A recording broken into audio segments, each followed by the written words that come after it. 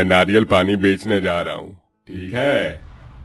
निर्मल के ठेले पर बड़े ही थोड़े नारियल रखे थे, जिसे देख पत्नी सायली दुख के भाव से कहती है, अजी बस इतने ही नारियल निकले हैं पेड़ में से। इतने से नारियल बेचकर क्या ही कमाई होगी और घर का गुजारा कैसे होगा। तो क्या करूं भाग्यवान, गर्मियों का मौसम है, पेड़ में पहले जितने फल नहीं लग रहे हैं। तुम ज्यादा चिंता मत करो, वो मालिक बैठा है ना, जो सारे संसार को रोटी देता है, वही हम गरीबों को भी रोटी देगा।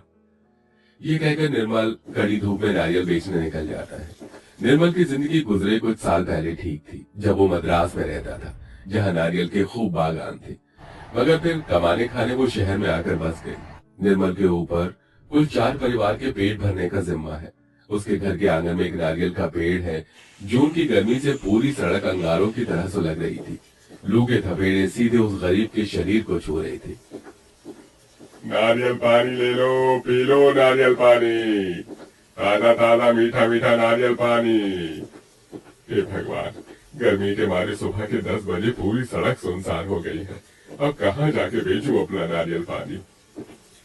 ठेला लेकर थोड़ा आगे बढ़ने पर उसे अमीरों के इलाके में बिना फैसिलिटी वाला पार्क दिखता है। इस पार्क में तो कितने सारे लोग बाग हैं। यहीं पर ठेला लेकर खड़ा हो जाता हूँ, नारियल बिक जाएंगे। नारियल पानी पियो, नारियल पानी, मलाई वाले नारियल पानी। तभी ग्राहक आने लगते हैं। अरे ओ नारियल वाले, एक नारियल पानी देना। जी साहब, देता हूँ। एक बड़ा नारियल चुनकर वो काट कर देता है। ये लीजिए साहब जी, इसमें ज्यादा और एकदम मीठा पानी निकलेगा। अरे पानी तो बहुत ही मीठा था, कितने हो गए? जी 50 रुपया साहब जी। ए, किस बात के 50 रुपए? वो भी इस नारियल के पानी के? अरे कोई खोया मलाई थोड़े लगा था, अगर 20 रुपए। अरे ऐसा मत कीजिए साहब जी, ऐसे तो मेरा नुकसान हो जाएगा। 50 रुपए एकदम जायज रेट मांग रहा हूँ। बाकी ठेले वाले तो 70-80 रुपए का बेच रहे हैं। जा, नहीं देता तुझे एक भी रुपया ज्यादा। चल आगे बढ़, चल चल चल। निर्मल के साथ ऐसा अक्सर ही होता था। दिन भर धधकती धूप में नारियल बेचकर वो थोड़ा बहुत राशन पानी लेकर घर आता है, जहाँ परिवार आग बरसती उस गर्मी में फूस के घर में बैठा था। माँ पिताजी आ गए, अब खाना बना दो, भूख लगी है बहुत। बनाती हूँ मुर्गन, थोड़ी देर सब्र कर ले। देख मीना कितना रो रही है। बहू मीना को ला दे मेरी गोदी में, अंदर गर्मी से भक्का लगा है इसलिए रो रही है। थोड़ा बाहर हवा में घुमा कर लाऊंगी तो शांत हो जाएगी। पर आज तो पेड़ पौधे भी कहाँ हिल डुल रहे हैं। नारियल का पेड़ भी तार खजूर के जितने ऊंचे पर है, इससे थोड़े हवा भी नहीं लग रही। आप तो जो कहो जी, लेकिन हमारा नारियल का पेड़ ही हम गरीबों को रोटी दे रहा है। बहू सबको खाना बनाकर खिलाती है। जहाँ अड़ोसी पड़ोसी के पास पक्के घर थे, उनके सिर पर घास फूस की छत थी और गर्मी में चैन से रहने का कोई सुख साधन भी नहीं था। किसी तरह परिवार का गुजारा गर्मी में नारियल बेचकर 2 रोटी कमाते खाते बीत रहा था। यूं ही सिलसिला जारी था। फिर एक पेड़ में से नारियल उतारते वक्त एकदम से निर्मल का हाथ छूट जाता है और वो ऊंचे से गिर जाता है, जिसमें उसकी रीढ़ की हड्डी टूट जाती है। अब तो जैसे परिवार का महाबुरी दशा शुरू हो जाती है। माँ मुझको भूख लगी है, खाना बना दो ना। जिद मत कर मुर्गन, घर में कुछ नहीं है बनाने को। लेकिन मुझे खाना चाहिए चाहिए चाहिए। बहुत ढीठ हो गया है तू, रुक। गरीबी से झुंझलाकर सायली उसको थप्पड़ मार देती है, तो वहीं नन्ही सी मीना दूध के लिए तड़प रही थी। गुड़िया इतना क्यों बिलक रही है? उसे थोड़ा दूध पिला दे बहू। दूध भी कहाँ से आएगा? 3 दिन से तूने भी तो अन्न का दाना नहीं खाया। जाने ईश्वर कहाँ सोया है कि उसे हमारे दुख दिखाई नहीं दे रहा। घर की दयनीय परिस्थितियों को देखकर बेचारी गरीब बहू अपनी बच्ची को पल्लू में बांधकर काम ढूंढने निकल जाती है। वो दिन भर इधर से उधर भटकती है, पर कहीं भी कोई भी काम नहीं मिलता। थक कर वो एक नदी किनारे आकर बैठ जाती है। हर जगह हाथ फैला कर देख लिया, कहीं भी कोई काम नहीं मिला। क्या खिला कर जिलाऊंगी मैं अपने परिवार को ईश्वर। तभी उसे मदद की एक आवाज आती है। सुनो, मेरी मदद करो, क्या तुम मुझे सुन सकती हो? वो इधर उधर ताकती है। कौन है जो मुझे पुकार रहा है? नीचे देखो। सयाली जैसे ही नीचे देखती है तो नदी के किनारे पर एक सुंदर सी सोने की मछली सामने मुंह किए हुए फड़फड़ा रही थी। कृपया करके मुझे नदी के पानी में छोड़ दो, वरना मैं मर जाऊंगी। साइली मछली को पानी के अंदर छोड़ देती है। तभी नदी के पानी का रंग बदलकर किसी हीरे के जैसे चमकने लगता है। तुमने मुझे नई जिंदगी दी है, तुम्हारा धन्यवाद। अब बताओ मैं तुम्हारी मदद कैसे कर सकती हूँ? गरीब बहू की आंखों से झरझर आंसू बहने लगते हैं।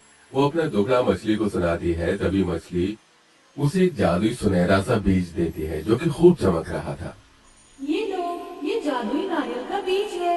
इसको ले जाकर अपने घर के आंगन में बो देना और इसी नदी का पानी इसकी जड़ों में डालना, फिर तुम चमत्कार देखोगी। जाओ, तुम्हारे दुखों का अंत होने जा रहा है।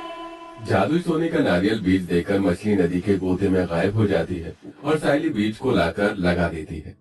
रातों रात बीज में से पौधा फूटता है जो देखते ही देखते बहुत लंबा चौड़ा सोने के नारियल का पेड़ बन जाता है और उस पर ढेरों चमचमाते सोने के नारियल टिमटिमाने लगते हैं। चमक से लुभाकर बच्चा मुर्गन आंगन में आता है। इतनी रोशनी किसके घर में से आ रही है? देखता हूँ। अयो रामा, सोने का नारियल का पेड़। बच्चा दौड़ा दौड़ा घर में आता है। अम्मा, दादाजी, दादी जी, उठो, हमारे आंगन में सोने का बड़ा सा नारियल का पेड़ उग गया है।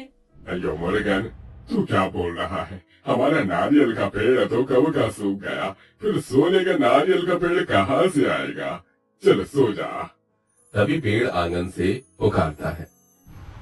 आओ आओ, जादुई सोना नारियल के पेड़ के पास आओ। आओ आओ। हाजी, ये आवाज कैसी है? सबके सब आंगन में आते हैं। बच्चे की बात बिल्कुल सच ठहरती है। पेड़ में सोने के नारियल लगे देखकर सब अचंभा करने लगते हैं। ये पापा, ये तो सच में पेड़ में सोने के नारियल लटके हुए हैं। अब खाली पीली ज्यादा सोचने का नहीं, आगे बढ़ो और जितने मन चाहे उतने सोने के नारियल तोड़ लो, वो भी सुबह के पहले पहले तक, क्योंकि उसके बाद मैं साधारण पेड़ बन जाऊंगा। लेकिन जादुई नारियल के पेड़, तुम तो इतने ऊंचे हो, हम नारियल कैसे तोड़ पाएंगे? नारियल का पेड़ जादू से नीचे होकर खुद को झुका लेता है। बहू हाथ बढ़ाकर एक सोने का नारियल तोड़ती है। तभी एक और चमत्कार हो जाता है और वहाँ फिर नया नारियल फल लग जाता है। आयला, ये पेड़ तो जादू करता है। एक नारियल तोड़ते दूसरा नारियल आ गया। हाँ, क्योंकि मैं जादुई सोने का नारियल पेड़ हूँ। ये रहस्य जानकर गरीब सास बहू और कई सारे सोने के नारियल तोड़ती है। उतने और पेड़ में आ जाते हैं जिससे उनकी कई टोकरियां भर जाती हैं। तभी सूरज के उगते ही जैसे पहली किरण जादुई सोने के पेड़ पर पड़ती है, वो साधारण पेड़ बन जाता है। माँ जी, इतने सारे सोने के नारियल, इन्हें सुनार को बेचने पर कितने पैसे मिलेंगे ना? तभी खुशी के आंसू बरसाते हुए बूढ़ी सास ने कहा। ईश्वर की लीला भी बहुत अपरंपार है बहू। कभी तो भूखा रखता है और जब देता है तो छप्पर फाड़ कर देता है। सभी सोने के नारियल को बेचकर कई दिनों भूखमरी में जीने के बाद परिवार भोजन खाता है।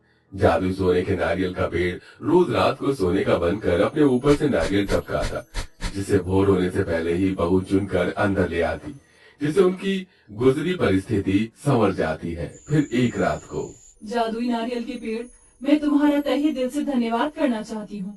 तुमने हमें बहुत से सोने के नारियल देकर हमारी जिंदगी संवारी, पर अब हमें और की जरूरत नहीं। बस हम गरीबों की मदद करना चाहते हैं। क्या तुम हमें कुछ और नारियल दोगे?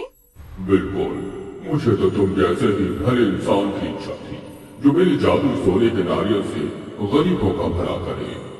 ये कहकर नारियल का पेड़ खूब सारे सोने के नारियल बरसाता है, जिसे बेचकर वो गरीब परिवारों को खाना, कपड़ा और जरूरत की चीज देकर उनकी मदद करते हैं।